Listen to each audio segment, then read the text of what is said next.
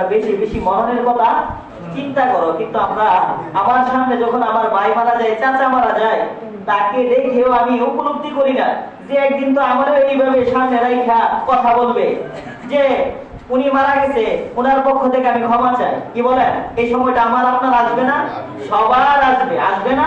মানুষ যখন দুনিয়া থেকে বিদায় নেই, মানুষ যখন দুনিয়া থেকে বিদায় নেই, তার সমস্ত আমল বন্ধ হয়ে যায়। কি বলেন? সমস্ত আমল।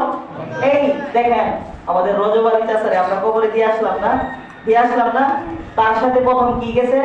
তার সম্পদ গেছে, গেছে না? সম্পদ বলতে মনে করেন মসজিদের খাট টাট এইগুলি গেছে, তার কাপড় টাপড় অনেক কিছু গেছে, বাস টাস গেছে, এগুলি তার সম্পদ। 2 নম্বরে তার আত্মীয় স্বজন গেছে, গেছে না? আত্মীয় স্বজন আয়সা করছে, সম্পদও আয়সা করছে না? তার সাথে কি আছে? কি আছে? আমল। কি আমল আছে? আমল ছাড়া কিছু আছে? নাই। দেখেন তার সম্পদ সব কিছু খেত আগের মতোই চলতেছে, গরু আগের মতোই থাকতেছে, আছে না? সব কিছু ঠিক আছে, কিন্তু মানুষটাই নাই। মানুষটা আছে? নাই। ঠিক আমার সাথে আপনার সাথে যে ব্যবহারটা হবে বা যে জিনিসটা যাবে সেটা হলো কি? আমল। তো আমার কবরে আমার থাকতে হবে, আপনার ছেলে থাকবে না, থাকবে?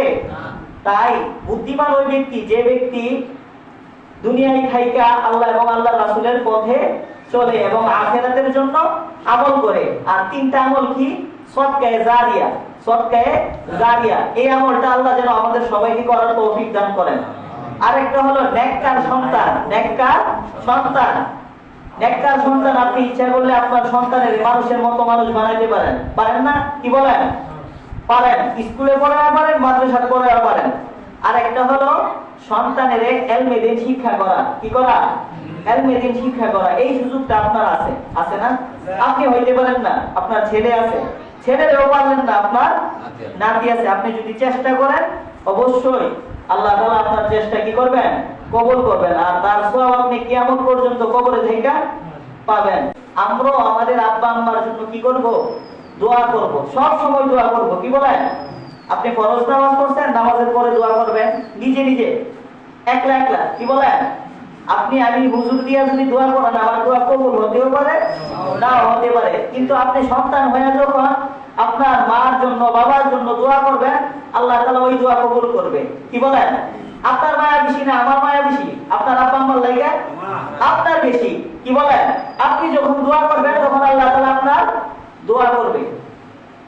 আল্লাহ রাসূল সাল্লাল্লাহু আলাইহি ওয়াসাল্লাম হাদিসের মধ্যে বলেন, ইযা মাতাল ইনসান ইনকাতা আনহু আমালুহু ইল্লা মিন সালাতাতিন আশিয়া আও সাদাকাতিন জারিয়া আও সাদাকাতিন ইলমিন ইয়ানতাফাউ বিহি আও ইলমিন সালিহ। এই হাদিসের মধ্যে রাসূল সাল্লাল্লাহু আলাইহি ওয়াসাল্লাম বলেন, যখন কোনো বান্দা দুনিয়া থেকে চলে যায়, যখন কোনো বান্দা দুনিয়া থেকে মৃত্যুবরণ করে, তখন তার সমস্ত আমল বন্ধ হয়ে যায়। কি হয়ে যায়? সমস্ত আমল বন্ধ হয়ে যায়, কিন্তু 3টা আমল ছাড়া। 3টা আমল ছাড়া। 1 নাম্বার হলো সদকায়ে জারিয়া। কি? সদকায়ে জারিয়া। 2 নাম্বার হলো এমন সন্তান যে সন্তান পিতামাতার জন্য দোয়া করে। কি করে? পিতামাতার জন্য দোয়া করে। 3 নম্বরে এমন এলেম যে এলেম দ্বারা মানুষ উপকৃত লাভ হয়। বুঝছেন 3টা জিনিস? 1 নম্বরে সদকায়ে জারিয়া। কি সদকায়ে জারিয়া? হলো কোন লোক একটা মসজিদ বানাচ্ছে, কি বলেন, এই মসজিদের মধ্যে যতদিন পর্যন্ত মানুষ নামাজ পড়বে এর সওয়াব সে কবরে থেকে পাবে। কি বলেন? পাবে না?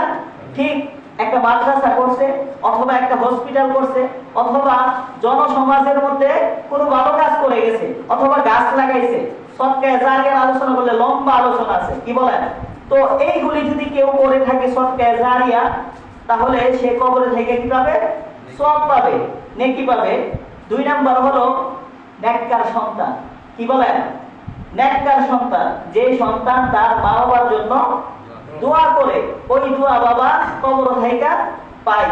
আল্লাহ তাআলা কোন বাবা যখন সন্তানের জন্য দোয়া করে, ওই দোয়া আল্লাহ কবুল করে। আবার সন্তান যখন মা বাবার জন্য দোয়া করে, ওই দোয়াটা আল্লাহ কি করেন? কবুল করেন। 3 নাম্বার হলো এমন এলেম যে এলেম নিজে শিক্ষা করেছে এবং অন্যকে শিক্ষা দিয়েছে।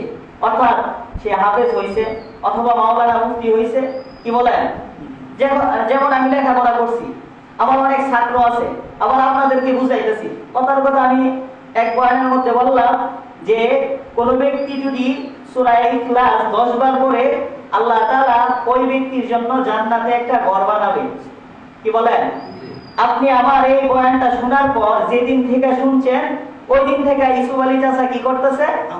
আমল করতেছে। এখন আমি দুনিয়া থেকে বিদায় নিলাম, কি বলেন, কিন্তু উনি আমলটা করতেছে আমার কথার উপরে। কিন্তু উনি যে আমল করতেছে আমি কবরে থাইকা উনি যে সওয়াব পাইতেছে আমি এই সওয়াব পাবো। কি বলেন? 8 নম্বরে হলো মা বাবার ঋণ পরিশোধ করা। কি পরিশোধ করা? ঋণ পরিশোধ করা। কেমন ঋণ? যে একটা লোক যখন মারা যায় জান্নাতে যাওয়ার জন্য তার বাধা হয়ে দাঁড়ায়। বাধা হয়ে দাঁড়ায়। কেন বাধা হয়ে দাঁড়ায়? যে মনে করেন আপনার আব্বা নামাজ পড়ছে না, আপনার আম্মা নামাজ পড়ছে না, আপনি সন্তান দোয়া করছেন, হতে পারে আল্লাহ তাআলা মাফ করে দিতে পারে। কি বলেন? মাফ করে দিতে পারে না? আপনি আপনার দিকে তাকায় আল্লাহ মাফ করে দিতে পারে। কিন্তু আপনার আব্বা আরেকজন থেকে আওলাদ আছে 5000 টাকা, আপনি যদি সারাদিন কান্দাকাটি করেন আল্লাহর কাছে, আল্লাহ আমার আব্বারে মাফ করে দেন, আল্লাহ মাফ করবে? কি বলেন? এটা কার কাছে মাফ চাইতে হবে? এটা বান্দার হক। কার হক? বান্দার হক। শহীদ ব্যক্তি জান্নাতে প্রবেশ করবে কিন্তু তার বাধার জন্য তার ঋণ দাঁড়ায় থাকবে। কি বলেন? আল্লাহর রাস্তায় শহীদ হইছে তারপরে সে জান্নাতে যাইতে পারবে না যতক্ষণ পর্যন্ত বান্দার হক আদায় না করবে। কি বলেন? তো আমাদের যাদের আত্মীয় স্বজন মারা যায় এগুলি আমরা কি করা? খোঁজ নেওয়া, কার কাছে কত টাকা পানা, এই টাকাগুলি কি করা?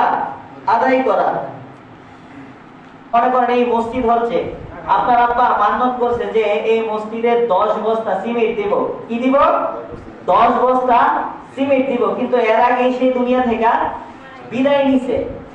আপনার সন্তান হয়ে কর্তব্য যে আপনার আব্বার মান্যতটা আপনার জন্য পূর্ণ করা। কি করা? পূর্ণ করা। 13 নম্বরে মা বাবার ভালো কাজ সমূহ জারি রাখা, মা বাবার চালু রাখা। কথার কথা আপনার আব্বা মনে করেন এক মসজিদের দায়িত্বে আছে, প্রতি মাসে মসজিদের মধ্যে 2000 টাকা দেয়। আছে না অনেক লোক? একটা মাদ্রাসার মধ্যে প্রতি মাসে একটা চাউলের বস্তা দেয়, এতিমখানার মধ্যে প্রতি মাসে 10,000 টাকা দেয়। আছে না? এগুলি কি ভালো কাজ? এই কাজটা আপনার আব্বা আম্মা করছিল কিন্তু ওরা দুনিয়া থেকে বিদায় নিছে। এই কাজগুলি আপনার করা। কি করা? আপনার মা বাবার পক্ষ থেকে আপনার করা।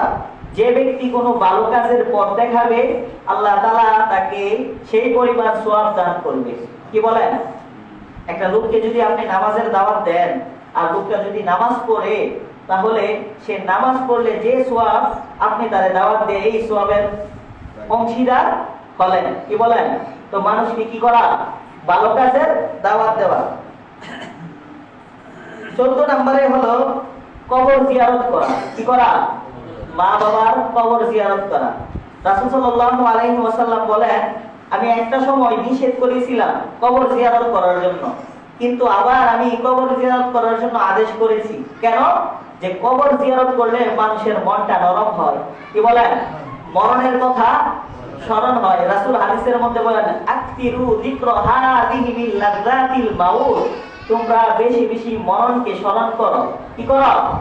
মরণকে স্মরণ করো। আপনি যখন কবরে যাবেন তখন দেখবেন যে একটা মানুষ সে আমাদের সাথে দুনিয়াতে থাকতো, কিন্তু কবরের মধ্যে আজকে সে শুয়ে আছে, কোনো কথা বলতে পারে না, পারে কোনো সুযোগ নাই। আমার মতই ছিল, আমার মতই মসজিদে এসে নামাজ পড়তো, কিন্তু আজকে তার অধিকার নাই আমার সাথে দুইটা কথা বলবে। আছে? এই জিনিসটা চিন্তা করা। দেখা যায় আমাদের সমাজে যখন মানুষ মারা যায় আমরা জানাজা করার জন্য অনেক লোক আসি। কি বলেন? জানাজা করাটা কি ফরজে কিফায়া। ফরজে পুরা এলাকা থেকে যদি তিনজন লোক নামাজ আদায় করে তার নামাজ হয়ে যাবে, নামাজ হয়ে যাবে। কিন্তু আমার আর আপনার উপরে তো 5 ওয়াক্ত নামাজ ফরজ, ফরজ না? কিন্তু আমরা এই নামাজের খবর নাই, এই নামাজের খবর নাই। তো কি করা?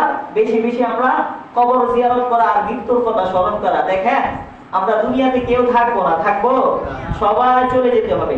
মৃত্যুটা সুনিশ্চিত, কিন্তু আমার মৃত্যুটা কবে হবে সেটা আল্লাহ তাআলা সুনির্দিষ্ট করে বলে দেন নাই। কেননা যদি বলে দিতেন তাহলে আমি কোনো খারাপ কাজ করতাম না, করতাম না। এই কারণে রাসূল হাদিসের মধ্যে বলে তোমরা বেশি বেশি মরণের কথা চিন্তা করো। কিন্তু আমরা আমার সামনে যখন আমার ভাই মারা যায়, চাচা মারা যায়, তাকে দেখেও আমি উপলব্ধি করি না যে একদিন তো আমারও এইভাবে সামনে রাইখা কথা বলবে যে উনি মারা গেছে, ওনার পক্ষ থেকে আমি ক্ষমা চাই। কি বলেন? এই সময়টা আমার আপনার আসবে না? সবার আসবে, আসবে না? তো বেশি বেশি আমাদের মরণের কথা স্মরণ করা এবং আল্লাহ তাআলার হুকুম এবং রাসূল সাল্লাল্লাহু আলাইহি ওয়াসাল্লামের পথে চলা। কেউ যদি আল্লাহ এবং আল্লাহর রাসূলের পথে চলে, সে দুনিয়াতেও শান্তি পাবে, আখিরাতেও শান্তি পাবে। 15 নম্বরে ওয়াদা করে গেলে ওয়াদা পূর্ণ করা। ওয়াদা করে গেলে আপনার আব্বা নিয়ত করছে ভালো ওয়াদা, কি বলেন? আবার এই নিয়ত না যে মাজারের মধ্যে একটা গরু দিব, আপনার ছেলে ইটালি গেলে কি দিব? মাজারে একটা গরু দিব, এই ওয়াদা না। বরং নিয়ত করছে যে সে যদি টাকা পয়সার মালিক হয়, একটা এতিমখানা দিব। কি দিব? এতিমখানা দিব। তাহলে আপনার সন্তান যারা আছে, তার ওয়ারিস যারা আছে, এই জিনিসটা করা, যেটা শরীয়তের ভিতরে এইটা কি করা? আদায় করা। 16 নম্বরে কোন গুনাহের কাজ করে গেলে তা বন্ধ করা। কোন গুনাহের কাজ করে গেলে তা বন্ধ করা। কেউ যদি কোনো গুনাহের কাজ জারি করে যায়, তাহলে কবরে থাইকা সে গুনাহের সওয়াব পাইতে থাকে। সওয়াব না গুনাহ? গুনাহ পেতে থাকে। মনে করেন অনেক সময় আমাদের দেশে মাজার আছে না? আছে না? ওই মাজারের মধ্যে প্রতি মাসে বা প্রতি বছরে একটা কি হয়? উরুস হয়। উরুস মুবারক না? উরুস মুবারক হয়। ওই সময় অনেকের কাছে চাঁদা তুলে না? কি বলেন? ওই উরুসের মধ্যে মনে করেন আপনার আব্বা প্রতি বছরে 5,000 টাকা দিত। 5,000। আর ওই উরুসের মধ্যে যারা যায় তারা গিয়ে কি করে? নাচ গান করে, বাজনা করে। এখন বলেন সে কবরে থেকে কি এটার গুনাহ পাবে না? পাবেনি? আপনি সন্তান হইয়া এই কাজটা বন্ধ করা। আপনার আব্বা যদি কোনো গুনাহের কাজ করে যায়, তাহলে কি করা? এই কাজটা বন্ধ করা। তো যে কথাগুলি বললাম, আল্লাহ তাআলা আমাদের সবাইকে কি করা? আমল করার তৌফিক দান করুন। আমিন।